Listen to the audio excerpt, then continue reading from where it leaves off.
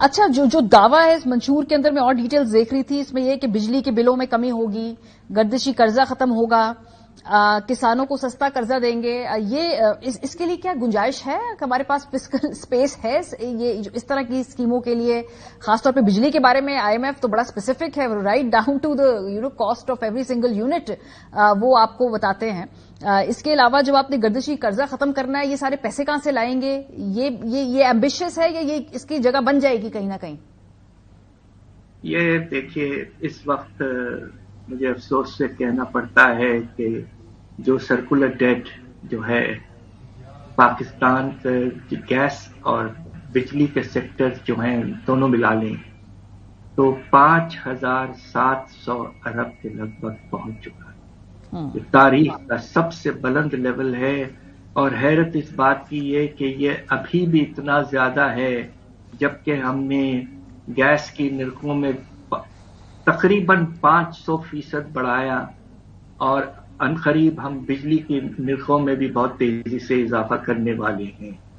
تو یہ کہنا کہ سرکولر ڈیٹ ہم ختم کریں گے، وہ اس بات پہ منحصر ہے کہ وہ یہ کہہ رہے ہیں کہ ہم جو آپ کی بجلی کی پیداوار ہے وہ ہم سولر اور رینیوبل انرجی کی طرف لے جائیں گے.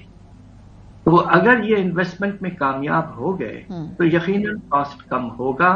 یہ ہمیں دیکھنا ہے، اس لیے کہ جو کاسٹ آئے گا اس کا وہ کافی بڑا اماؤنٹ ہے، اور اس کے لیے فارن ایکسچینج کی ضرورت پڑے گی جو شارٹیج میں ہے.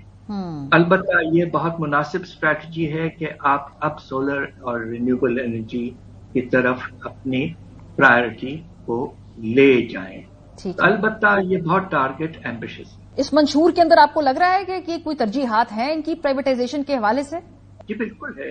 ہم اسٹیٹ اونڈ انٹرپرائزز کا جو بوجھ ہے کچھ کم کریں گے پرائیویٹائزیشن کے ذریعے سے، اور یہ مناسب اسٹریٹجی ہے.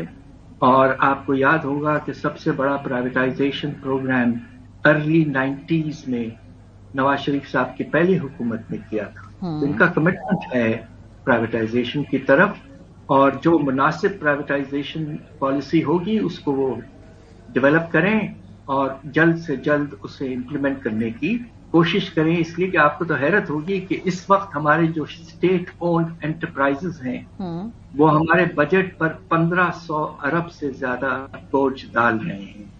اور اس لحاظ سے میں ایک بات بہت اہم کہتا چلوں کہ غربت کے پیمانے کو 35% کم کرنے کی جو ٹارگٹ رکھی گئی ہے یہ بہت مناسب ہے.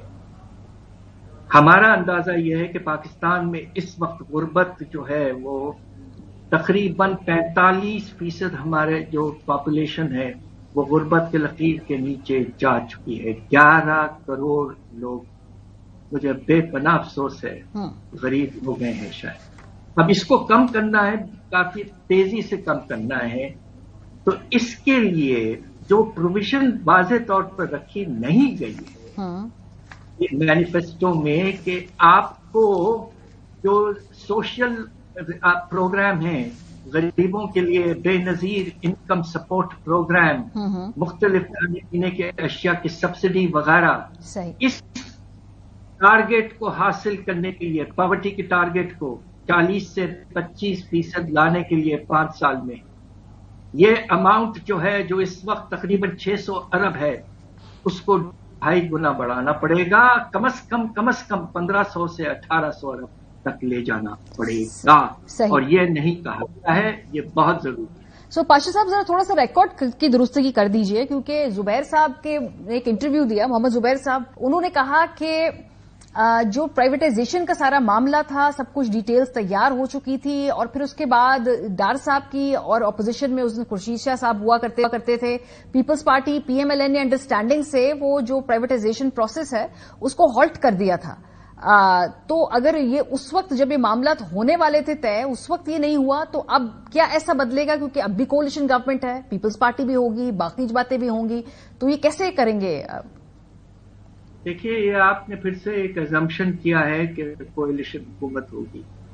اب یہ آؤٹ کم تو ہمیں پتہ نہیں ہے. البتہ دیکھیے، اگر کولیشن حکومت آتی ہے اور مختلف پارٹیز کے جو آئیڈیالوجی ہے وہ مختلف ہے، خاص طور پہ پیپلز پارٹی اور مسلم لیگ میں، कम से कम प्राइवेटाइजेशन के मामले में बहुत ही फंडामेंटल डिफरेंस है। तो इसलिए इस वक्त कहना बड़ा मुश्किल है कि इलेक्शन का आउटकम क्या होगा, मगर देखिए इस वक्त प्रॉब्लम ये हो चुका है कि 1500 अरब आपके जाया हो रहे हैं सब्सिडी और ग्रांट्स देने में। आपने कर्जे लिए हुए हैं एसओईस के नाम पर और उनको आप वापस कर रहे हैं, तो ये अनसस्टेनेबल पोजीशन आ चुकी है और इसको किसी न किसी तरीके से हल करना है। बजट डेफिसिट का टारगेट 8% से कम करके 3.5% तक अगर लेना चाहते हैं तो ये करना जरूरी होगा और रेवेन्यूज को 3.5% जीडीपी का कम से कम बढ़ाना पड़ेगा।